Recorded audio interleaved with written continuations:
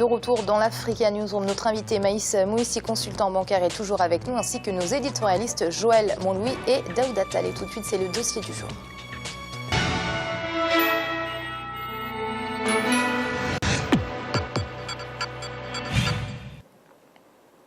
Quatrième producteur africain de cacao et classé 5e mondial, le Cameroun a fait de la cacaoculture un des piliers de son économie, et ce, dès son accession à l'indépendance. Après la grande crise économique des années 80 marquée par l'abandon des plantations, la filière prospère à nouveau. Elle représente 30% des exportations non pétrolières et fait vivre plus de 2 millions de producteurs à travers le pays. Reportage de notre correspondant au Cameroun, Narcisse Doumbé. Introduit au Cameroun en 1886, le cacao s'est imposé comme la principale culture de rente du pays. Il figure au premier rang des produits agricoles à l'exportation et occupe une place de choix dans la balance commerciale du Cameroun, bien avant l'indépendance. Avec la grande crise économique qui a secoué le Cameroun dans les années 80, le prix de vente du cacao a connu une baisse drastique, provoquant ainsi l'abandon des cacaoyères au profit d'autres activités. Ces 10 dernières années, on note un regain de productivité de la filière. Selon le Conseil interprofessionnel du cacao et du café, CICC, cela est le fruit d'un engouement sans précédent des Camerounais pour cette culture. Nous avons l'impression que le cacao se développe tout seul. Et bien, c'est tant mieux parce que les Camerounais sont vraiment motivés dans le cacao. Et dans les grands bassins de production, on assiste de plus en plus à la création de grandes exploitations. 100 hectares, 200 hectares, ça commence à devenir très courant au Cameroun. Il y a certaines zones ici où quelqu'un qui posséderait 10 hectares serait plutôt, on se moquerait plutôt de lui. Donc, pour nous, c'est un très bon signal. Ça veut dire que nous franchissons vraiment un cap pour faire des exploitations économiquement durables. Grâce à l'action des organisations paysannes des pays producteurs de cacao, le prix du kilogramme de fèves a sensiblement augmenté. De 400 francs CFA en 2004, il est aujourd'hui d'environ 1500 francs CFA. Si aujourd'hui le producteur camerounais peut vivre décemment de son exploitation, on est encore loin du professionnalisme qu'exige l'entrepreneuriat agricole prôné par les pouvoirs publics. La vente du cacao pour le moment est à l'avantage du producteur.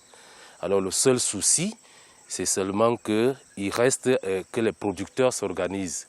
Parce que lorsque nous vendons, nous ne pensons pas à pouvoir garder quelque chose pour entretenir nos vergers. Et c'est ça seulement le grand problème.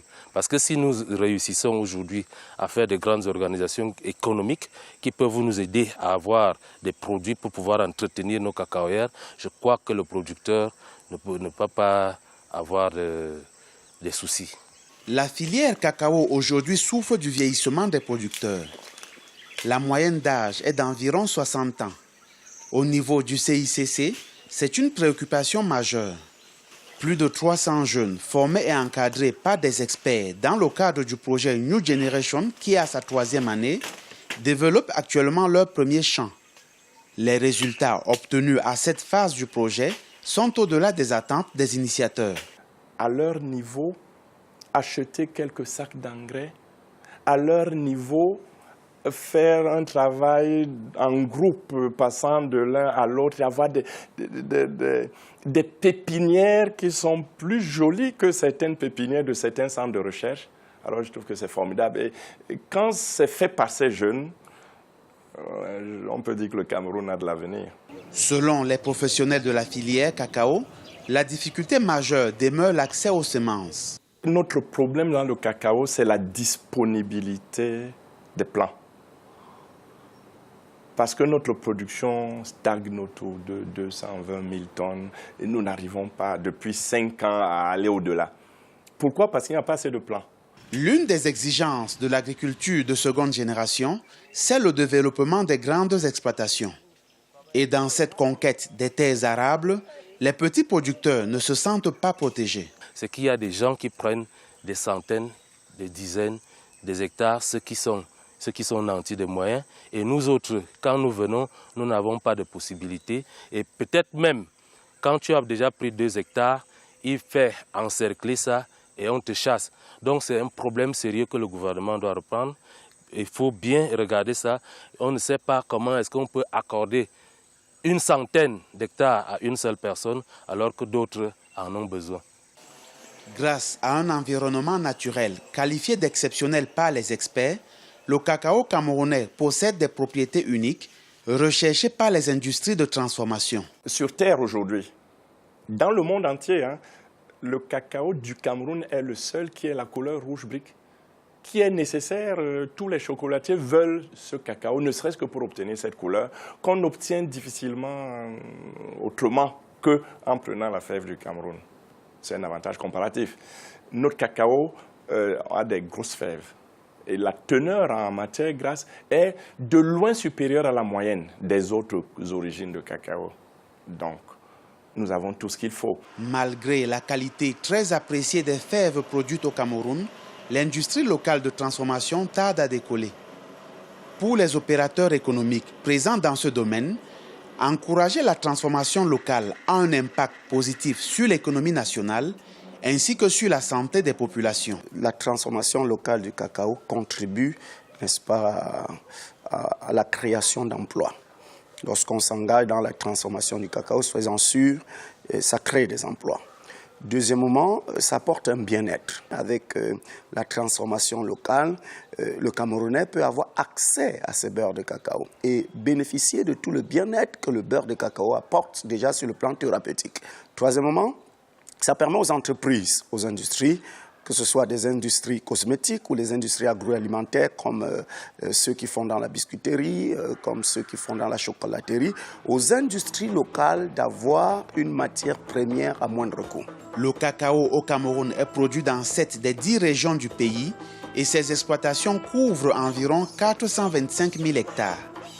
Il représente 2% du PIB national et jusqu'à 30% du PIB du sous-secteur des produits agricoles destinés à l'exportation. Selon le plan de relance des filières cacao et café, la revalorisation du prélèvement à l'exportation permettra de mobiliser 31 milliards de francs CFA cette année et 35 en 2016. Une partie de cet argent sera injectée dans les projets de développement de ces filières. Pour la campagne cacaoyère 2015, le pays vise une production de 350 000 tonnes et plus de 600 000 tonnes en 2020. Maïs, on va revenir sur les derniers chiffres que nous venons d'entendre dans le reportage. Pour la campagne 2015, le pays vise une production de 350 000 tonnes et de 600 000 tonnes en 2020. Est-ce que le plan de relance permettra d'atteindre ces objectifs? Pour analyser le plan de relance 2015-2020, je pense qu'il faut partir du précédent plan. Le plan de 2002 qui était un programme qui fixait des objectifs pour la filière café et la filière cacao. En 2002 déjà, on produisait 140 000 tonnes de fèves de cacao au Cameroun. En 2011, on avait fixé un objectif de 200 000 en 2011. Et en 2011, on avait dépassé l'objectif, on était déjà à 210 000. Donc sur la filière cacao, sur le plan quantitatif, l'objectif de 2002 a déjà été atteint. On peut dès lors penser que si on suit la courbe de tendance, on pourrait atteindre, si jamais le plan est développé, à l'horizon 2020, les 600 000 tonnes. Simplement, vu qu'on est en économie, si on veut regarder de façon, en tout cas l'apport de la filière dans l'économie du Cameroun, il faut agir non seulement sur le plan quantitatif et sur le plan qualitatif. Si on note des bons du point de vue quantitatif, ce n'est pas le cas au niveau qualitatif. Au niveau qualitatif, par exemple, le Cameroun aujourd'hui perd en qualité sur tout ce qui est traitement phytosanitaire, sur tout ce qui concerne le processus de séchage ou encore le processus de fermentation. Par ailleurs, en ce qui concerne le cacao, comme le café, on a différents niveaux de gamme. Aujourd'hui, en ce qui concerne le cacao, on a la gamme dite fermented, qui est l'un des niveaux élevés en ce qui concerne la qualité du cacao. On a fixé, dans le cadre du plan 2015-2020, un horizon de 50% de cette gamme à 2020. De la même façon, ce que je trouve tout à fait intéressant dans le plan, c'est le processus de certification qui concerne à la fois la filière café et la filière cacao. On a fixé un horizon qui est parfaitement ambitieux, je pense, à titre personnel, qui ne sera pas atteint. Mais si jamais on arrive déjà à faire 60-75% de ce qui est prévu, c'est formidable. Sur justement le processus de certification, l'horizon est 2020, 100% des plantations certifiées. Donc 100% de la production agricole en ce qui concerne le cacao et le café doit être certifié. Ça permet, le processus de certification, d'augmenter la valeur du cacao et du café qui sont mis sur le marché. Et puis, je voudrais terminer sur la transformation. Point important dans l'économie. Aujourd'hui, 2 millions de personnes vivent grâce au cacao. Très bien. Si jamais on met en place le processus de transformation, l'impact sur le PIB sera important. Aujourd'hui, le Cameroun, le cacao, le café, c'est 3% du PIB. Si on transforme, on peut aller à 7, 8, voire 10% du PIB. Et quand on regarde au niveau de la transformation, lorsque le Cameroun transforme 15% de son cacao, le Ghana fait 25%, la Côte d'Ivoire fait 43% et l'Indonésie fait 100% de transformation. Donc il faut aller, mais décidément, dans ce processus de transformation pour permettre au pays d'engranger toutes les ressources que peuvent lui apporter la filière cacao et café. Alors, Daouda Maïs a mis en lumière plein de points très intéressants. Je voudrais rebondir avec vous sur la transformation. Est-ce que le Cameroun a aujourd'hui les moyens de dynamiser ce secteur qui serait vraiment loin d'être non négligeable pour l'économie du pays, comme d'ailleurs la Côte d'Ivoire ou le Ghana ou d'autres pays qui produisent mais qui malheureusement ne transforment pas? Pour l'instant, tous les moyens ne sont pas réunis sur la table, mais ils vont l'être, justement, et je l'espère, grâce à ce plan de relance, parce qu'il faut effectivement aller vers la transformation. Aujourd'hui, on sait très bien que c'est ce qui crée de la valeur ajoutée. Comment on peut, si on est, le Cameroun fait partie des, comme on l'a rappelé, des 5 plus grands producteurs de cacao au monde. C'est pas raisonnable que toute cette quantité ne soit pas valorisée à l'échelle locale, effectivement, ce qui permettrait de générer de la valeur ajoutée sur toute la chaîne. Parce que la transformation ne concerne pas seulement, finalement, l'agroalimentaire, ceux qui travaillent dans l'industrie. Il y a la chaîne commerciale. En fait, c'est toute la chaîne, la plantation, la collecte, la chaîne commerciale et tout, en fait. Et donc, je pense que le Cameroun peut très bien se donner les moyens de pouvoir augmenter le taux de transformation aujourd'hui et surtout faire venir des industriels qui aujourd'hui, je vais faire une petite digression pour prendre un exemple sur la Côte d'Ivoire qui vient par exemple de C'est moi qui est un industriel français qui est bien connu, qui exportait son chocolat produit ici vers la Côte d'Ivoire. Aujourd'hui, cette entreprise agro-industrielle s'est rendue compte qu'elle peut produire le chocolat qui est consommé par les Ivoiriens à des coûts moindres et du coup le vendre beaucoup moins cher et c'est plus intéressant en termes de taxes, etc. Et donc, dans ce processus de transformation, il ne faut pas que ça se fasse seulement avec uniquement des entreprises camerounaises. Il faut aussi faire appel aux investisseurs étrangers. Donc l'important, moi le nationalisme ça me parle bien sûr, mais il faut aussi ouvrir, en tout cas attirer des investisseurs étrangers parce que l'important c'est que ces agro-industriels, ce qu'ils vont créer comme emploi et les recettes qu'ils vont verser à l'État et tout ça c'est une manne financière impressionnante. Bien sûr, mettre en avant l'entrepreneuriat local, national, si elle peut permettre également de réduire la pauvreté, de contribuer au développement, c'est une bonne chose. En tout cas, c'est un mix d'un certain nombre d'outils, à la fois des investissements directs étrangers, donner les moyens, la formation aussi, et puis un petit peu essayer de convaincre les lobbies, parce qu'il y en a finalement, ils achètent la fève pour l'exporter et ils font ce business-là depuis longtemps. Et eux, la transformation ne leur parle pas trop puisqu'ils sont bien installés dans leur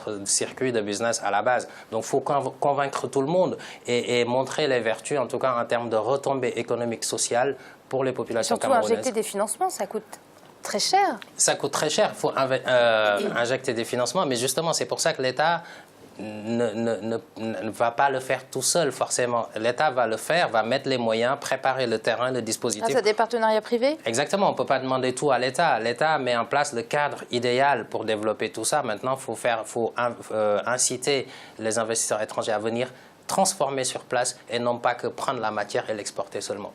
Joël, vous êtes d'accord avec les propos de Daouda sur cette industrie de transformation ? Je suis tout à fait d'accord. Et pour rebondir sur l'injection de fonds privés, le partenariat public-privé fait partie intégrante. C'est justement le deuxième volet de ce plan de relance qui a pour vocation de permettre justement une arrivée de fonds frais. L'autre élément que je voulais indiquer sur l'intervention de l'État, donc qui a tenu compte d'un certain nombre d'éléments, notamment la problématique phytosanitaire. Et il est notamment envisagé de reprendre le traitement phytosanitaire, mais de façon généralisée, l'objectif étant de permettre à terme d'augmenter la production de 40%. Et le dernier élément que je voulais vous indiquer pour rebondir sur ce qui avait été dit sur le documentaire concernant le difficile accès des petits producteurs, notamment aux semences, il a été donc mis en place avec le FODEC, le Fonds de développement des filières cacao-café. Il a été mis en place une cargaison à disposition des producteurs de 520 tonnes d'engrais spécialement dédiés à la culture du cacao pour justement leur donner un coup de pouce et permettre aux différents producteurs de continuer dans ce plan. Alors, Maïs, on l'a vu dans le sujet, la filière cacao souffre aujourd'hui du vieillissement de ses producteurs. La moyenne d'âge est d'environ 60 ans. Est-ce que c'est un véritable problème aujourd'hui ? C'est ce qu'on appelle un problème structurel. Parce que lorsqu'on se retrouve avec les personnes qui font fonctionner la filière, qui sont à un âge avancé, on a le problème de renouvellement. Donc là, il faut mettre en place une politique publique incitative.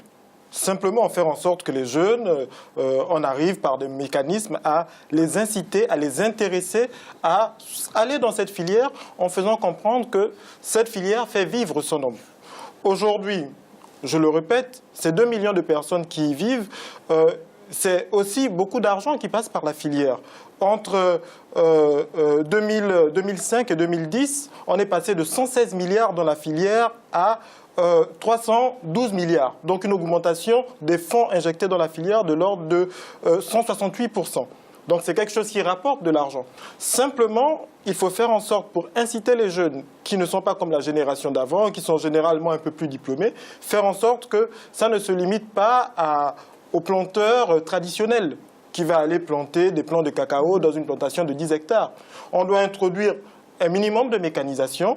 On doit moderniser les plantations. On parle également de densification des plantations et des vergers vieillissants, de façon à faire en sorte que ces jeunes, non seulement ils soient incités financièrement, économiquement, du point de vue du foncier aussi, on peut les inciter, et puis de façon structurelle, qu'ils puissent utiliser les nouvelles technologies, y compris la mécanisation, pour s'introduire et s'intégrer pleinement dans cette filière.